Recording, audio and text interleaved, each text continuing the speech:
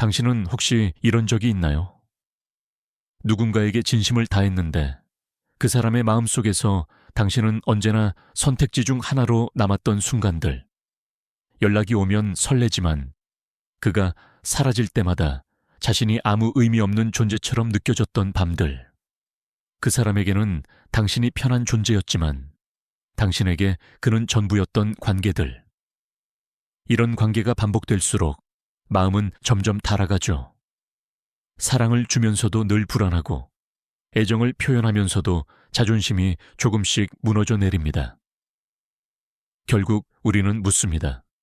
왜 나는 늘 선택받지 못할까? 왜 나는 늘 대체 가능한 사람처럼 느껴질까? 하지만 진실은 이렇습니다.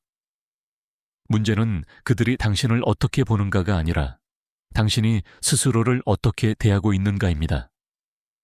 우리가 자신을 값싼 존재처럼 대할 때 세상도 우리를 그렇게 대하기 시작합니다. 반대로 우리가 자신을 귀하게 다루기 시작하면 누구도 함부로 다가올 수 없습니다. 이건 단순히 자존심을 세우라는 이야기가 아닙니다. 이건 내면의 권위를 회복하는 여정입니다.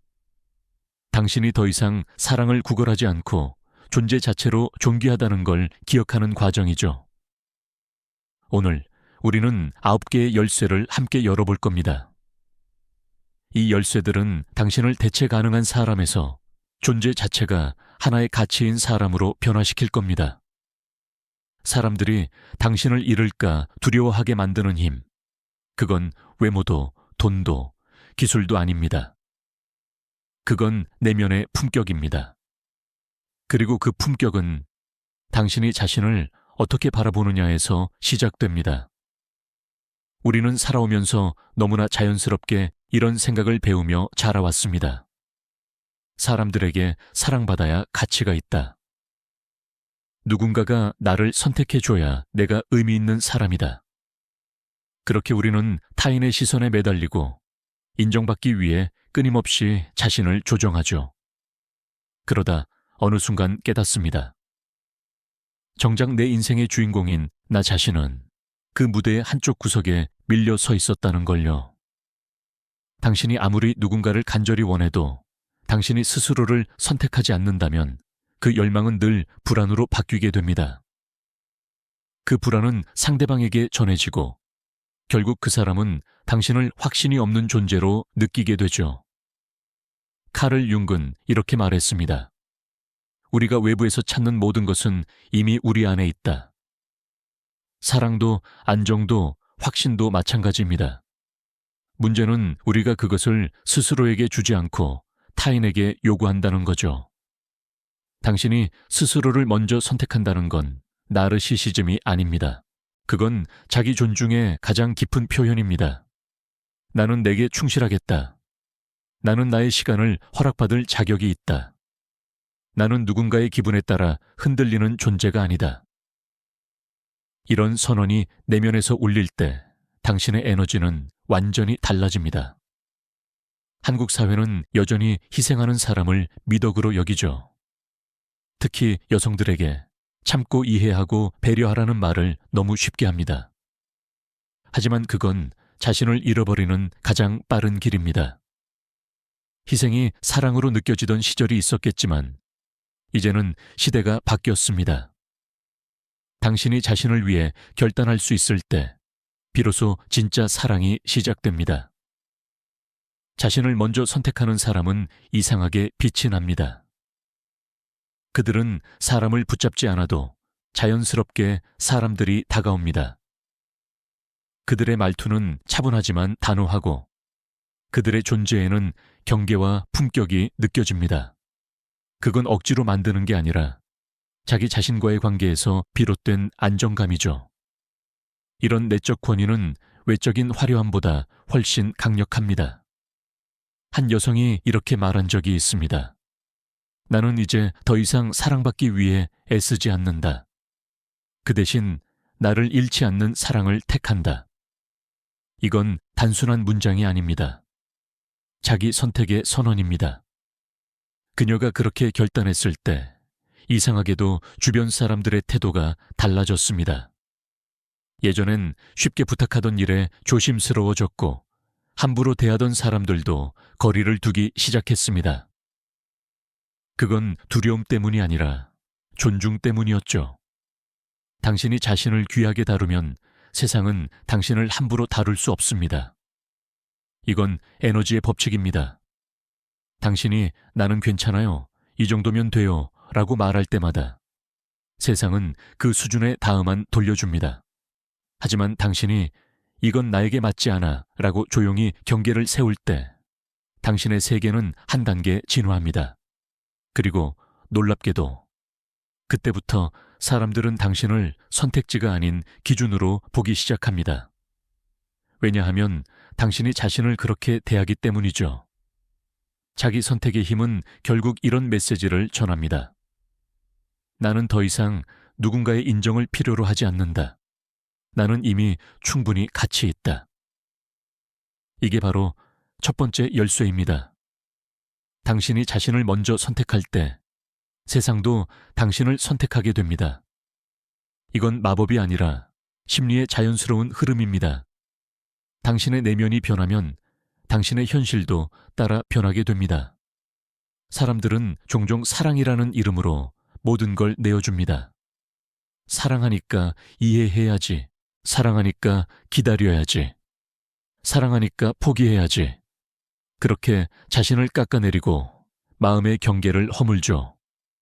하지만 아이러니하게도 경계 없는 사랑은 결코 오래가지 못합니다. 경계가 없다는 건 상대에게 자유를 주는 게 아니라 자신의 존재를 잃는 길이기 때문이죠. 당신이 누군가를 깊이 사랑한다면 그 사랑 속에는 반드시 자기 보호가 포함되어야 합니다.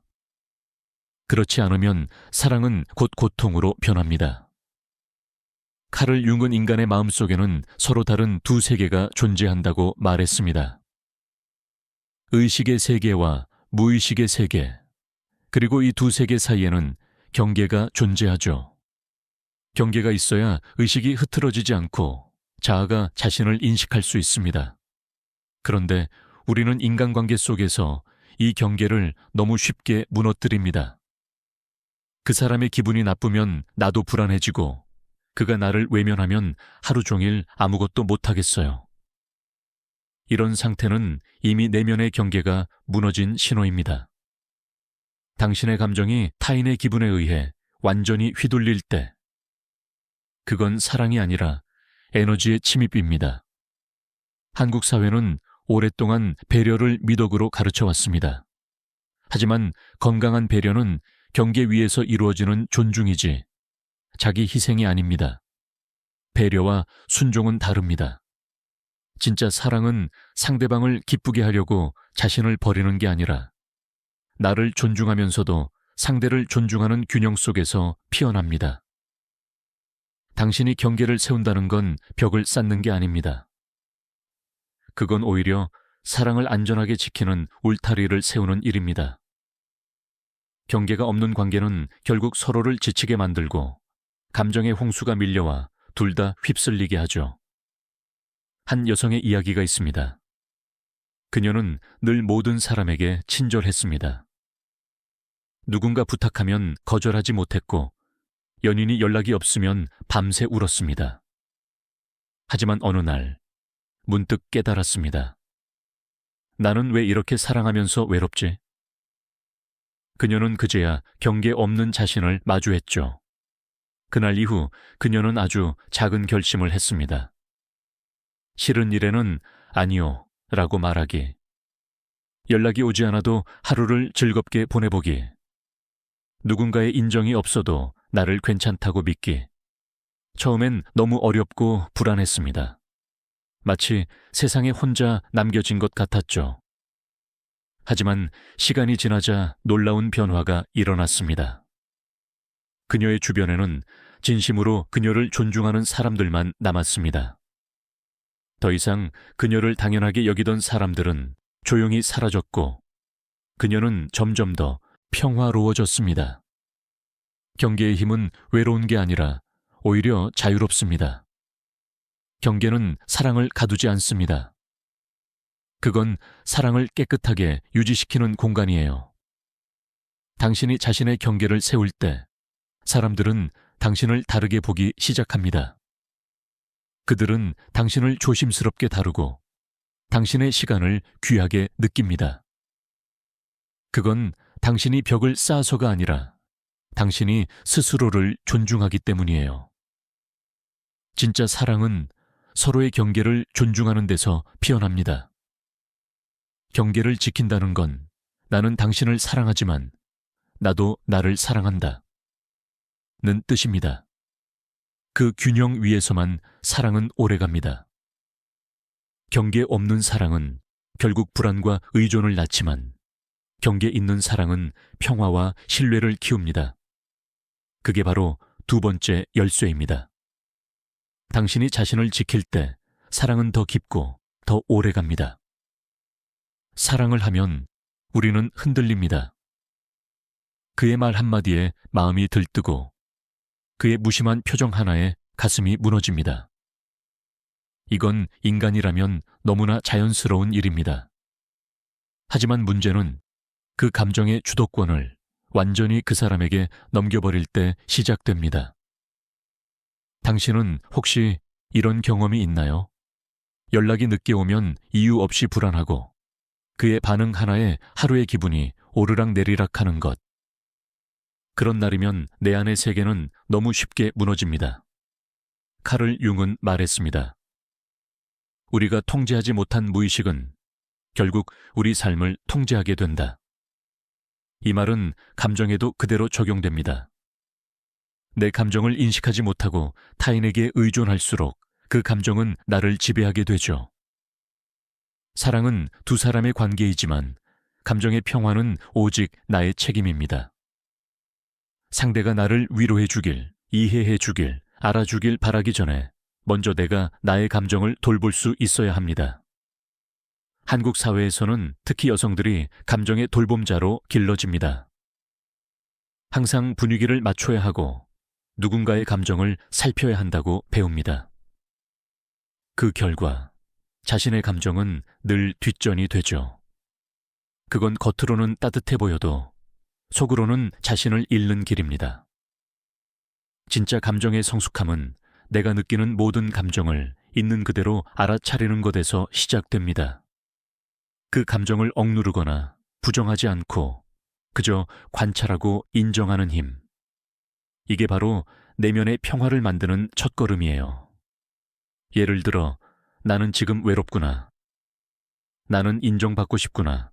이렇게 자신에게 솔직해질 때 감정은 통제할 수 있는 것이 됩니다. 하지만 이 사람 때문이야. 그가 나를 무시해서 그래 라고 탓하기 시작하면 그 순간부터 내 평화는 그 사람의 손에 넘어갑니다. 당신의 평화는 누군가의 반응에 달린 게 아닙니다. 그건 당신이 어떤 태도로 그 상황을 바라보느냐에 달려 있어요.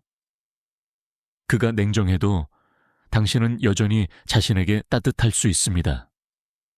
그가 멀어져도 당신은 여전히 자신을 돌볼 수 있습니다. 그게 바로 감정의 주도권입니다. 한 여성이 이런 말을 했습니다.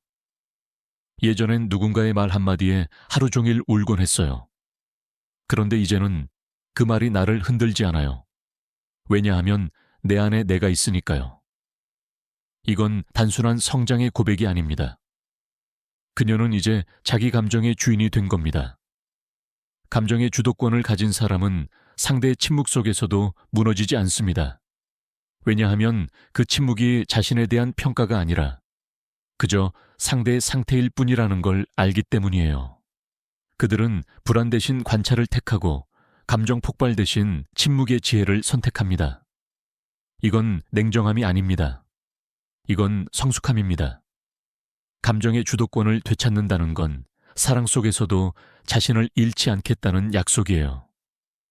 당신이 감정의 주도권을 가질 때 관계의 흐름이 바뀝니다. 더 이상 상대에게 휘둘리지 않고 당신의 에너지가 중심이 되죠. 사람들은 그런 사람 곁에서 이상하게 편안함을 느낍니다. 당신의 평화는 그 어떤 사랑보다 귀중합니다. 사랑은 당신을 흔들 수 있지만 당신을 부서뜨릴 권리는 없습니다.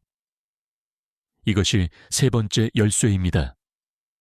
아무리 사랑해도 내 평화는 내 손에 있어야 합니다. 그 평화가 바로 당신의 품격이고 당신이 진짜 귀한 존재로 빛나는 이유입니다. 우리는 사랑을 하면 본능적으로 이렇게 생각합니다. 내가 진심으로 다 보여주면 그도 나를 더 사랑하겠지. 그래서 마음을, 시간도, 삶의 모든 면을 다 내어줍니다.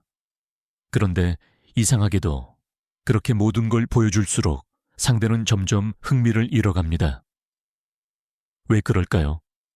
인간의 마음은 다 알고 있는 것보다는 아직 알고 싶은 것에 끌리기 때문입니다. 이건 단순한 심리 게임이 아닙니다. 이건 인간 본성의 아주 깊은 작동 원리입니다. 칼을 융은 무의식을 신비로운 숲에 비유했습니다. 그 숲은 완전히 드러나지 않기에 매혹적입니다. 빛과 그림자가 공존하기 때문에 우리는 거기서 끊임없이 새로운 의미를 발견하죠. 당신의 존재도 마찬가지입니다. 누군가가 당신의 모든 것을 완전히 파악한 순간 그 관계는 더 이상 호기심을 유지할 수 없습니다. 그런데 우리는 종종 정직함과 노출을 혼동합니다. 정직하다는 건 솔직하되 모든 걸 다 드러내는 게 아니라는 뜻이에요. 당신의 모든 생각과 감정, 상처와 불안까지 한꺼번에 쏟아내면 상대는 감당하기 어려워집니다. 결국 당신의 진심이 무게가 되어버리죠. 미스터리의 매력은 숨김이 아니라 여백입니다. 그 여백 속에서 상대는 당신을 스스로 탐색하고 당신에 대한 상상을 이어갑니다. 그건 게임이 아니라 자기 존중에서 나오는 우아한 절제입니다. 한국 문화 속에는 다 보여주는 게 진심이라는 믿음이 있습니다. 하지만 그건 오해입니다. 진짜 성숙한 사랑은 서로의 세계를 조금씩 발견해 가는 과정이에요. 당신이 자신의 내면을 완전히 드러내지 않을 때 상대는 그 안의 깊이에 호기심을 느끼고 그 미지의 영역을 존중하게 됩니다. 한 여성이 이런 말을 했습니다. 나는 이제 더 이상 모든 걸 말하지 않아요. 내 마음속에는 나만의 공간이 있고 그곳은 아무에게도 내어주지 않아요. 그녀는 냉정한 사람이 아니었습니다. 그녀는 자기 중심을 회복한 사람이었어요.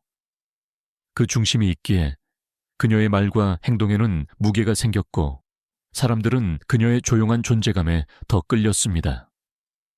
우리가 누군가에게 매혹을 느낄 때는 그 사람이 완벽해서가 아니라 아직 다 알 수 없는 무언가가 있기 때문이에요. 그건 눈빛일 수도 있고 말의 강약일 수도 있고 혹은 미소 뒤에 감춰진 깊은 생각일 수도 있죠. 이 미스터리가 바로 인간관계의 긴장을 유지시킵니다. 당신이 모든 걸 보여주지 않을 때 상대는 더 집중해서 당신을 보게 됩니다. 당신의 침묵에 귀를 기울이고 당신의 여백 속에서 의미를 찾으려 하죠. 그게 바로 매력의 본질입니다. 그렇다고 해서 인위적으로 신비한 척할 필요는 없습니다. 그건 오히려 불편함을 줍니다. 진짜 미스터리는 꾸며서 만들어지는 게 아니라 당신이 스스로의 내면을 소중히 다루는 데서 나옵니다. 당신이 모든 걸 말하지 않아도 괜찮다고 느낄 때 그 평온함이 상대에게 신비로 전해집니다. 미스터리는 결국 존재의 깊이입니다. 표면의 화려함이 아니라 그 속에 흐르는 고요한 힘. 그건 세상 어떤 꾸밈보다도 오래갑니다. 당신이 모든 걸 보여주지 않을 때 사람들은 당신을 더 알고 싶어 합니다. 그들은 당신 곁에 있고 싶어 하고 당신의 세계에 조금 더 초대받고 싶어 하죠. 그게 바로 네 번째 열쇠입니다. 당신이 침묵과 여백의 미를 아는 순간 당신의 존재는 하나의 예술이 됩니다. 보여주지 않음으로써 당신은 더 많은 것을 전하게 됩니다. 우리는 종종 이렇게 말합니다. 왜 나는 이상한 사람만 만날까? 왜 나는 늘 상처 주는 사람을 끌어당길까? 하지만 이 질문에는 숨은 진실이 있습니다. 사람을 고르는 기준이 아니라 나 자신에 대한 기준이 불분명하다는 것. 당신이 스스로를 어떤 존재로 여기는가에 따라 당신이 끌어당기는 사람의 수준이 결정됩니다. 그건 운명이나 우연이 아닙니다. 심리학적으로 말하자면 우리는 늘 자신의 내면 상태에 맞는 관계를 선택하기 때문이에요. 카를 융은 이렇게 말했습니다. 당신의 무의식이 완전히 통합되지 않으면 그 무의식은 밖으로 투사되어 당신의 운명처럼 보인다.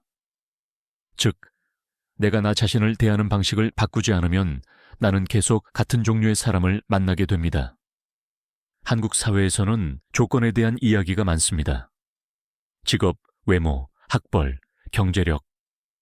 하지만 진짜 중요한 건 조건이 아니라 기준입니다. 조건은 바깥의 수치이고 기준은 내면의 품격이에요. 기준이 명확한 사람은 누군가를 만날 때 흔들리지 않습니다.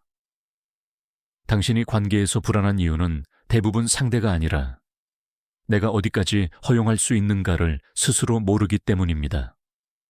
한 여성이 이런 이야기를 했습니다. 나는 늘 배려하는 사람이라고 생각했어요.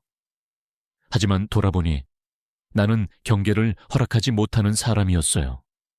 상대가 나를 불편하게 해도 그냥 이해하려고 했죠.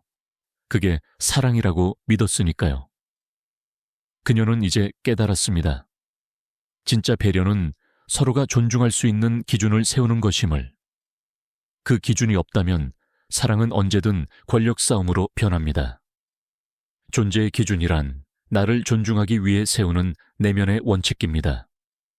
예를 들어 나는 불성실한 사람과는 깊은 관계를 맺지 않는다. 나는 내 감정을 무시당하는 관계에서는 머무르지 않는다. 이건 차가움이 아니라 자기 존중의 선언이에요. 기준이 없는 사람은 늘 타인의 눈치를 봅니다. 이 사람이 날 좋아할까? 이 말을 하면 싫어할까? 그렇게 자기 목소리를 삼키고 점점 자신의 존재가 희미해지죠. 반면 기준이 분명한 사람은 다릅니다. 그들은 조용하지만 단단합니다. 누군가가 그 기준을 넘어설 때 그들은 미소 지으며 이렇게 말합니다. 그건 내게 맞지 않아요. 그 한마디에 담긴 에너지는 강력합니다. 왜냐하면 거기엔 두려움이 없기 때문이에요. 기준이 있다는 건 나는 나를 선택할 준비가 되어 있다 는 뜻입니다. 그리고 그런 사람은 타인에게도 무의식적으로 존중을 불러일으킵니다. 사람들은 결국 스스로에게 엄격하지만 따뜻한 사람에게 끌립니다. 그들은 경계가 있고 그 경계 안의 평화가 아름답기 때문이에요. 당신이 자신의 기준을 세우면 이상하게도 인생이 정돈됩니다. 무의미한 관계가 자연스럽게 사라지고 당신의 에너지가 맑아집니다. 그 에너지는 나는 나를 믿는다는 확신에서 나옵니다. 존재의 기준이란 세상을 향한 선언이 아니라 나 자신을 향한 약속입니다. 그 약속을 지키는 순간 당신은 더 이상 선택받길 기다리는 사람이 아니라 선택하는 사람이 됩니다. 이것이 5번째 열쇠입니다.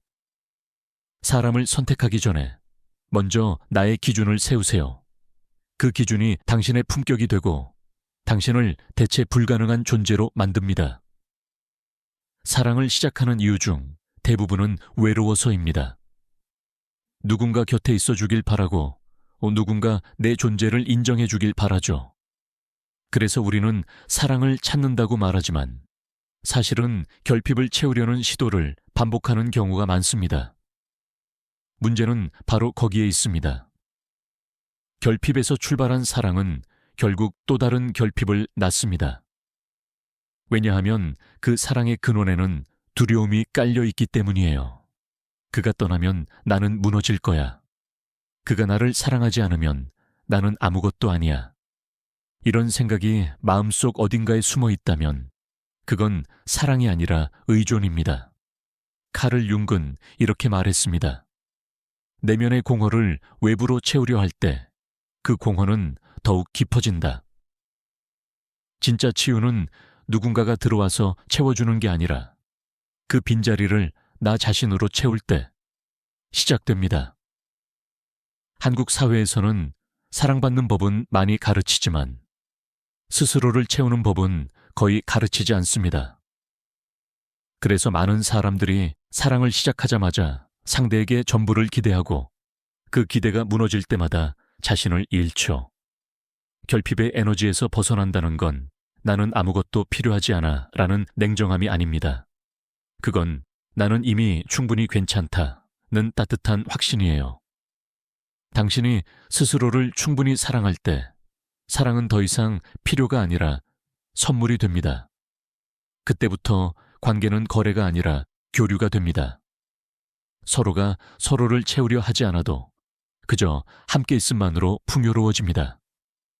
한 여성이 이런 고백을 했습니다. 예전에는 그가 내 곁에 없으면 숨이 막혔어요. 그런데 이제는 그가 없어도 나는 괜찮아요. 이젠 내가 나를 품을 수 있으니까요. 그녀는 외로움을 이겨낸 게 아니라 외로움 속에서 자신을 발견한 거예요. 결핍은 누구에게나 있습니다. 그건 부끄러운 게 아닙니다. 다만 중요한 건 그 결핍을 두려워하지 않고 의식적으로 바라보는 것이에요. 그럴 때 우리는 더 이상 그것에 끌려다니지 않습니다. 사람들은 신기하게도 필요하지 않은 사람에게 끌립니다. 왜냐하면 그 사람은 여유가 있고 그 여유 속에서 신뢰가 느껴지기 때문이에요. 필요하지 않다는 건 무심하다는 뜻이 아닙니다. 그건 나는 나를 믿는다는 조용한 자신감이에요. 당신이 스스로를 채울 줄 아는 사람일 때 당신의 존재는 자연스럽게 매혹적이 됩니다. 그건 화장을 진하게 해서가 아니라 당신 안에서 흐르는 확신의 에너지 때문이에요. 그 에너지는 말하지 않아도 전해집니다. 결핍의 에너지로 사랑을 시작하면 항상 불안과 의심이 따라옵니다. 하지만 충만한 에너지에서 출발한 사랑은 서로를 자유롭게 만듭니다. 사랑이란 서로에게 의존하는 게 아니라 서로의 충만함을 나누는 일입니다. 당신이 스스로를 채울 때 세상은 그 충만함을 느끼고 그에 걸맞은 사랑을 보내옵니다. 이것이 6번째 열쇠입니다. 결핍에서 벗어나면 사랑은 더 이상 도망치지 않습니다. 당신이 필요하지 않을 때 진짜 사랑이 다가옵니다. 우리는 너무 급합니다. 사랑에서도 관계에서도 결과에서도 빨리 확인받고 싶고 빨리 안정되고 싶고 빨리 결론을 내고 싶다. 그런데 인생은 늘 역설적이죠. 서두를수록 멀어지고 기다릴수록 가까워집니다. 왜냐하면 기다림은 단순한 시간이 아니라 에너지의 상태이기 때문이에요. 기다림 속에서 마음이 불안하다면 그건 두려움의 기다림이고 기다림 속에서도 평온하다면 그건 신뢰의 기다림입니다. 두 사람의 관계가 성숙해지는 건 서로가 불확실함을 견디는 힘을 배울 때입니다. 카를 융은 말했습니다. 무의식은 시간의 속도로 움직이지 않는다. 그것은 자기만의 리듬으로 진화한다. 이 말처럼 진짜 변화와 사랑은 늘 속도가 아니라 깊이의 문제입니다. 하지만 우리는 자꾸만 조급해집니다. 그가 지금 나를 좋아하는지, 내가 그에게 어떤 의미인지 확인받지 못하면 마음이 흔들리죠. 그러나 그 불안의 뿌리는 결국 통제 욕구입니다. 통제하려는 순간 에너지는 막히고 관계는 더 어색해집니다. 기다림의 품격은 통제 대신 신뢰를 선택하는 태도입니다. 그건 나는 이 상황을 믿는다가 아니라 나는 나 자신을 믿는다는 선언이에요. 결국 모든 기다림은 자기 신뢰의 시험입니다. 한국 사회는 빠름을 미덕으로 여기지만 관계와 성장에는 느림이 반드시 필요합니다. 사랑은 불이 아니라 불씨입니다. 한순간 타오르는 열정보다 오래도록 따뜻하게 남는 온도가 더 깊죠. 한 여성이 있었습니다. 그녀는 늘 사랑에 조급했습니다. 그가 나를 확실히 좋아하는지, 언제 연락이 올지 그 불안 속에서 자신을 괴롭혔죠. 그러던 어느 날 그녀는 이렇게 다짐했습니다. 이번엔 서두르지 않겠어. 결과보다 나의 평화를 지키겠어. 처음엔 힘들었습니다. 답이 없는 시간은 견디기 어렵죠. 하지만 그 시간을 통과하며 그녀는 놀라운 변화를 경험했습니다. 그녀의 마음이 더 단단해지고 그의 반응에 휘둘리지 않게 된 거예요. 그녀는 깨달았습니다. 기다림은 상대를 위한 게 아니라 나를 단련하는 과정이구나. 기다림은 내면의 품격을 드러냅니다. 서두르는 사람은 아직 결핍 속에 있고 기다릴 줄 아는 사람은 이미 자신을 신뢰하고 있습니다. 그 신뢰의 에너지는 상대에게도 전해집니다. 그래서 기다릴 줄 아는 사람은 결국 선택받는 사람이 됩니다. 기다림 속에서 진짜 자신을 만납니다. 그 시간 동안 우리는 생각하고 정리하고 성장합니다. 그 시간은 공허하지 않습니다. 그건 나를 위한 숙성의 시간이에요. 우리가 사랑을 서두르지 않을 때 삶은 더 깊은 사랑을 준비시킵니다. 우리가 결과를 강요하지 않을 때 우주는 더 좋은 타이밍으로 응답합니다. 기다림의 품격이란 마음의 여유에서 비롯된 우아함입니다. 그건 무기력한 포기가 아니라 자신과 인생에 대한 절대적인 신뢰예요. 이것이 7번째 열쇠입니다. 서두르지 않는 사람, 그가 결국 원하는 것을 얻습니다. 왜냐하면 그는 이미 그 기다림 속에서 자신을 완성하고 있기 때문입니다. 어느 순간 우리는 깨닫습니다. 사랑을 쫓아다니던 마음이 조용해졌다는 걸. 이젠 누군가의 시선보다 내 마음의 평화를 더 신경 쓰게 된다는 걸. 그건 무감각이 아니라 성숙의 증거입니다. 이제 당신은 사랑받기 위해 존재하지 않고 존재 자체로 빛나는 사람으로 변하고 있는 겁니다. 존재의 품격은 외적인 성공에서 오는 게 아닙니다. 그건 내면의 태도에서 시작됩니다. 나 자신을 대하는 방식, 나의 시간을 사용하는 태도, 그리고 나를 대하는 말의 무게. 이 모든 것이 모여 존재의 향기를 만듭니다. 한국 사회에서는 흔히 말합니다. 겸손해야 사랑받는다.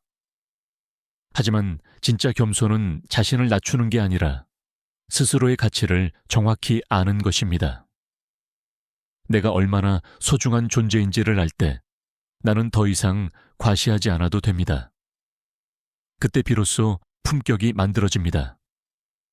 카를 융은 인간의 완전함을 이렇게 설명했습니다. 완전함은 결점이 없는 상태가 아니라 빛과 어둠을 모두 포용한 상태다. 당신이 자신을 귀하게 여긴다는 건 자신의 부족함까지도 품을 줄 안다는 뜻이에요. 그게 바로 진짜 자신감입니다. 자기 확신은 큰 소리로 외치는 게 아니라 조용히 마음 깊은 곳에서 흘러나오는 힘입니다. 나는 괜찮아. 나는 충분해. 이 한마디가 당신의 모든 관계를 바꿉니다. 왜냐하면 세상은 늘 자신을 믿는 사람에게 끌리니까요.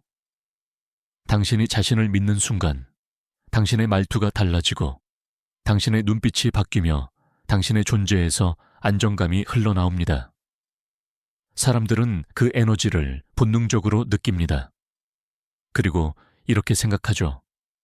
이 사람은 아무나 가질 수 있는 사람이 아니구나. 존재의 품격이란 다른 사람보다 우월하다는 뜻이 아닙니다. 그건 나는 나로서 충분하다는 고요한 확신이에요. 이 확신이 있을 때 당신은 더 이상 사랑을 구걸하지 않고 관심을 갈구하지 않습니다. 그저 자신의 자리에서 자연스럽게 빛나게 됩니다. 한 여성이 있었습니다. 그녀는 오랫동안 누군가의 사랑을 얻기 위해 자신을 바꾸고 억누르고 희생했습니다. 하지만 아무리 노력해도 그 사랑은 늘 불안했습니다. 그러다 어느 날 그녀는 스스로에게 말했습니다. 나는 이제 더 이상 싸우지 않겠다. 이제는 나를 위해 살겠다. 그 순간부터 그녀의 삶이 변했습니다. 그녀는 여전히 같은 일상을 살고 있었지만 사람들이 그녀를 대하는 태도가 완전히 달라졌습니다. 그녀의 눈빛엔 평온이 있었고 그 평온 속에 품격이 깃들어 있었죠.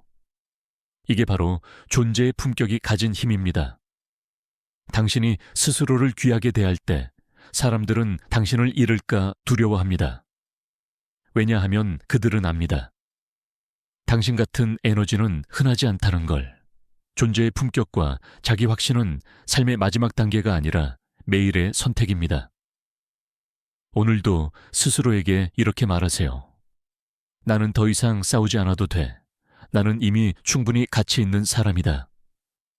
당신의 목소리가 흔들릴 때마다, 당신의 마음이 불안할 때마다 그 문장을 다시 떠올리세요. 그게 당신을 다시 중심으로 데려올 겁니다. 당신은 결코 선택지가 아닙니다. 당신은 기준이며 당신은 기회이고 당신은 축복입니다. 이것이 마지막 9번째 열쇠입니다. 스스로를 귀하게 여길 때 세상은 당신을 잃을까 두려워합니다. 그리고 바로 그때 당신은 더 이상 사랑을 찾아 헤매지 않아도 됩니다. 사랑이 당신을 찾아오기 때문입니다.